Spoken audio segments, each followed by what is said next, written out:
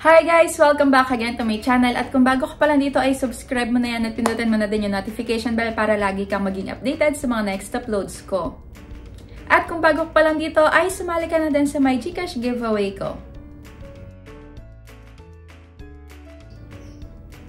And as you can see in the title ay i-share ko sa inyo yung way kung paano makuha yung sahod dito sa my YouTube, sa Western Union, at sa my GCash. So marami pang ibang ways pero eto muna i-share ko sa inyo. At kaya sobrang saya ko at sa gandang ngiti ko kasi kukuha tayo ng sahod! Yay!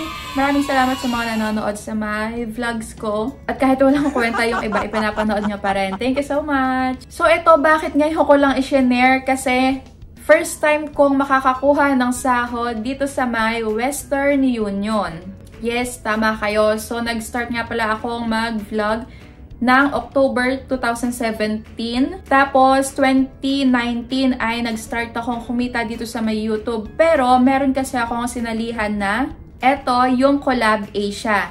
So, sa mga baguhan, ayon, kung gusto nyong mas mag-improve kayo sa my pag-YouTube nyo at para ma-secure din yung account nyo, kung gusto nyong maraming malaman about sa may optimization ng YouTube channel nyo ay pwede din kayong sumali sa kanila. So ayun, dahil nga kasali ko sa kanila ay sa kanila napupunta yung sahod tapos sila yung nagpapadala sa may PayPal account ko. So sa PayPal account kasi ako sumasahod for the previous years at ngayon pa lang ako nag-start na kumuha ng sahod na ako talaga. Sa akin talagang Google AdSense at ako talaga yung nag-claim. Kaya ayon, para sa mga baguhan na kukuha pa lang ng unang sahod nila ay panoorin nyo yung video na to para alam nyo kung ano yung gagawin sa pagkuha nga sa may Western Union. So ayun na, dami kong sinabi. Simulan na natin.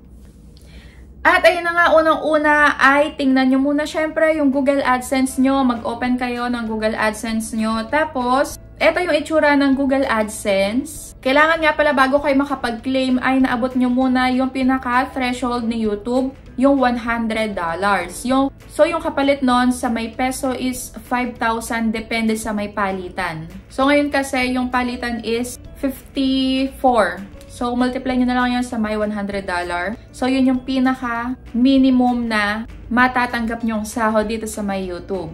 So, kung hindi pa nga pala kayo sure kung magkano yung sasahurin nyo, alam ko naman na meron na kayong YouTube Studio. So, dyan nyo makikita yung pinaka-kinikita nyo, pero hindi yan yung pinaka-eksaktong makukuha nyo. Ngayon, ang tingnan nyo ay, pagkalagpas na ng $100 yung nasa may YouTube Studio nyo, ay tingnan nyo na yung Google AdSense nyo. So, ayan, eto nga pala yung itsura. I-click nyo lang yung tatlong lines sa may itaas. At dito nyo na nga makikita yung details about sa may Google AdSense nyo. Ayan, yung Home, Ads, Sites, Privacy and Messaging, Brand Safety, Reports, Payments. So, dito na kayo pupunta sa may Payment. Sa may Payments Info, i-click nyo yon.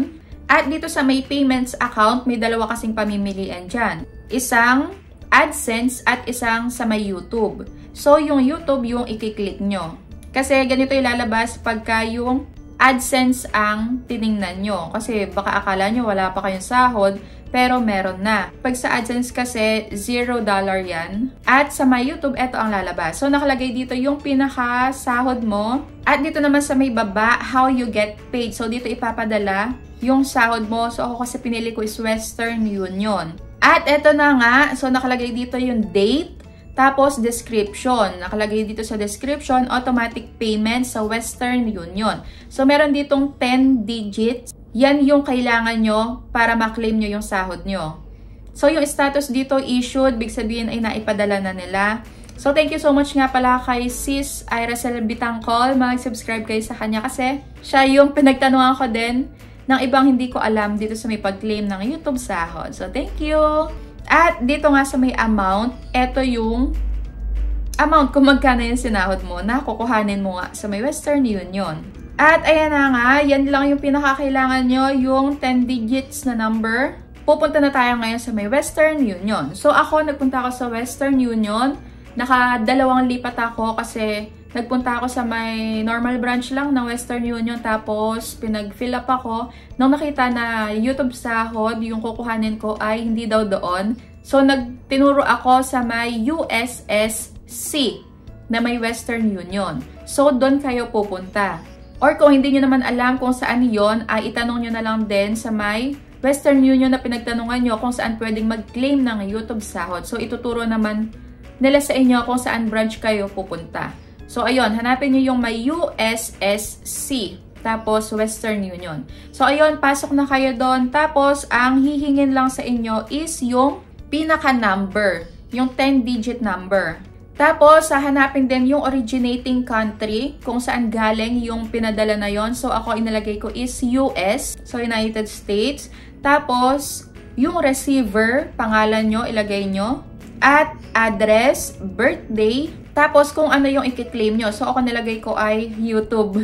So, ito hindi ko sure, pero nag-okay naman. Basta nakita nila YouTube, alam na nila kung ano yung gagawin. Ayun na, nag-intay lang ako ng siguro 20 minutes dahil meron sila sa akin pina-install na application. So, yun yung eto. Ayan, ginawa nila ako ng account para kung gusto ko daw ay dito ko ma-receive yung sahod ko sa my YouTube. Pero kung gusto ko naman daw na ipapalit ng dollar ay pwedeng dumirekta na din ako sa kanila. Kasi yung sahod ay pwede mo makuha ng peso kung ipapa-convert mo na or pwede din namang dollar mo siyang makukuha. Dito, ano nga ba yung mga itatanong sa'yo pagka kumuha ka sa may Western Union? Pagka kumuha ka sa may Western Union. So, yung 10-digit nga na number, yung originating country, tapos pangalan mo, birthday mo, address mo, sakay valid ID.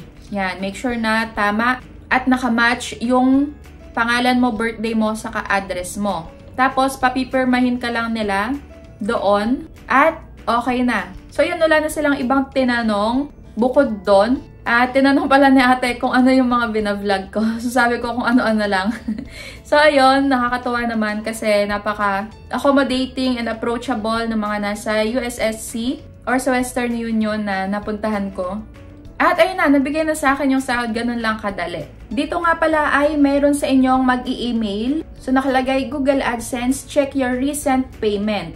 So, pagka na-receive nyo to, pwede nyo nang kuhanin, kinabukasan, or sa araw din na to yung sahod mo. Ngayon naman, pagka gusto nyo sa may GCash, pero make sure na yung pangalan nyo sa may Google AdSense ay nakamatch doon sa may GCash account nyo.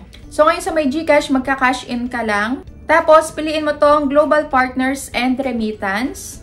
At piliin nyo yung Western Union. So, yan, ilalagay mo lang. Dito kailangan naka-convert na into peso yung pera, yung dollar na sahod mo. Tapos, lagay nyo yung MTCN. So, ito yung control number, yung 10-digit. Tapos, country of birth, lagay mo lang ay Philippines. So, automatic naman na yan. At pagkayari nun ay next na. So, ayun lang. At pagka may gusto pa kayong itanong about sa may pag-claim ng YouTube sahod, ay pwede kayong mag-comment dyan sa my comment section or i-PM nyo ako. At try kong sagutin. So, ayun lang. Thank you for watching! Hi guys! Share ko nga lang pala sa inyo itong bagong pagkakakitaan. Para makapag-register, ilalagay ko yung link dyan sa may description box sa baba. At sa unang cash in mo ay may makukuha kang 10 up to 20 pesos. Meron din sila ditong daily bonus na ipinamimigay. So eto yung kanilang mga games. Pagka-sign up mo nga pala dito ay meron ka kagad makukuha ang free na 5 pesos. Una na nga dito is yung color game. Mamimili ka lang dyan kung ano kulay yung gusto mo. Tapos, iintayin mo lang kung ano ilalabas at pananalo ka na agad. Sunod naman ay yung isa sa mga trending na games ngayon, ang Mines.